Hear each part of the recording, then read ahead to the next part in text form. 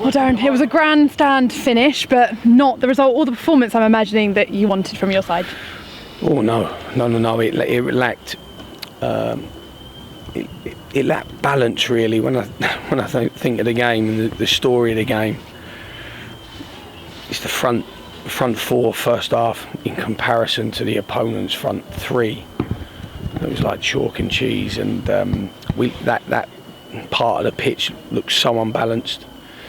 And then they actually started playing the system better.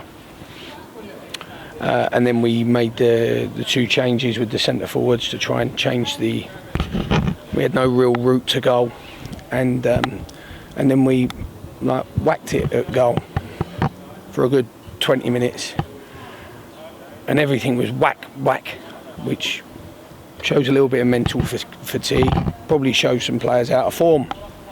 And then for the last 8 minutes of normal time plus there was a bit of balance, and we actually found the time when to pass and when to play into the front and things like that. And then I thought we looked a threat. Another day maybe you get the goal that's disallowed, maybe, but we're clutching at straws. But the biggest disappointment of all is the second goal. I mean, it is like a car crash, and that probably does show mental fatigue. And I don't want to throw the chaps under the bus because they've been outstanding, as we know. But that's a huge learner, that is, for the we had the long throw in the final third to concede 8 seconds later. Yeah, that's for a team that has to keep clean sheets in order to win games. Yeah, that definitely stops you winning games. And it was then a mountain to climb, wasn't it, just before you brought on Quigley and Reid to concede that, just like against Bournemouth as you were bringing on the substitution? I think it was just after. Was it just after? I think it was just straight after, and yeah, it does. But and this is where the young, it's okay with them. They're okay when the game is control and has a plan. The minute someone throws a grenade or a rocket in there, gosh, they can't. People are running. The first 20 minutes, I didn't know the positions of the front players. I couldn't look at the pitch and have any identification of their role. And for a football coach, and that is my trade really, football coaching, when your team doesn't look like it's intended to or trained to, like Saturday, it looked trained, very organised. That's really disappointing for a football coach at heart. And then, like I said, but they have to find balance. I know what they're trying to do. They're trying to start a run. They're trying to get that winning feeling back again, and that kind of raz and that confusion and the chaos that ensues in their mind. They start making silly decisions, and with these young players, we said before, they need to be in control and calm. At Wrexham, if we was under pressure, we were control and calm. We did everything that we planned, everything that we trained, and that type of thing. But look, I think I should probably take responsibility for the first 20 minutes. That didn't look like one of my teams. So you have to take responsibility, definitely. And Ruben Reid got his first goal of the season, but it was just too little too late. And of course Luke Wilkinson went off. That looked a bit concerning. Yeah, these nights are disasters. The night was summed up, the second goal summed the night up, but the night was summed up, bless Tom, who had run himself into the ground, where he'd taken the man on. All he needs now is a nice positive touch, and bless him, he runs it out of play, and that's the game over with. And that probably is fatigue. That's fatigue, and I always find, I do find after 21 games now, I do find when Wakefield and Knowles are playing under fatigue or duress, I do find they make those technical errors. I thought Charlie was obviously better because he didn't play as much as Tom, but they're such a handful for teams that, as a manager, you really want to just keep throwing them out there, bless them. But I thought that summed up the night. And then you always, on one of them nights when you're searching for that goal, you always get that horrible repercussion of an injury. And yeah, I would have thought that's a good 6 weeks there.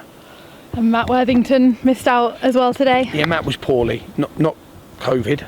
Not that we don't think it's COVID, but he was poorly. He had an upset stomach. Didn't feel he could.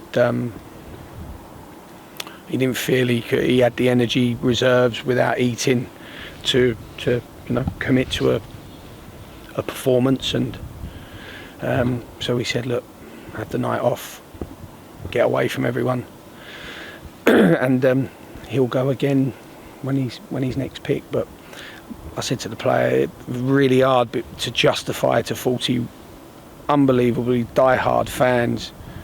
They're fatigued, because they're going to be no more fatigued than those folk when they have to go to work at 9 tomorrow when they've got home at 3. So it's a really disappointing. Well, I've just seen these ones too many times before in my career, and the night goes bad to worse, and then you get that little bit of hope and you search and you chase for it. And normally that's normally the straw that breaks the camel's back with injuries to, he's a massive player for us, but it looks like he's going to spend a large part on the sideline now. And a home game in the FA Trophy up next. Is that an opportunity to make changes and give those players a rest? No. We have to feel winning again. I think the most important thing is this isn't participation football. This isn't football for all. This isn't grassroots football. This is professional football, and we have to try and taste winning again. So we'll give them the rest they need. They'll probably need a little bit longer, because losing, the travel. And when you win, you don't feel any of it. When you lose, you feel every ache. So I think we might need to give them a bit longer, but we do need to find that footing now. And it's strange, because with Wilkinson back, I thought we could go back to 4-4-2, how we started the season. Now Wilkinson's out of the team, we might have to go different again. So it's and there's no cavalry coming. We've got to keep working with these players. We've got to keep trying to improve them and try and build their morale, even though it's pretty all these boys watch the games back, and if you're involved in any of the goals, it doesn't matter how I talk to you, as a human being that it's not great viewing. So but they're a brilliant group, and we'll definitely get there. And talking about that defence, I think Jack Robinson's loan is nearly up. I assume you might be extending. No, Jack's done now to the end of the season, so that's a really good one. I don't think Moss will be with us to the end of the season. I think he may be going to pastures new, and Sonny I don't think will be a problem. I think Sonny will be with us to the end of the season. Touch wood, that's the case, because we haven't yet really found his consistent space in this team yet. But there's definitely one coming out, and he'll be a big player for us.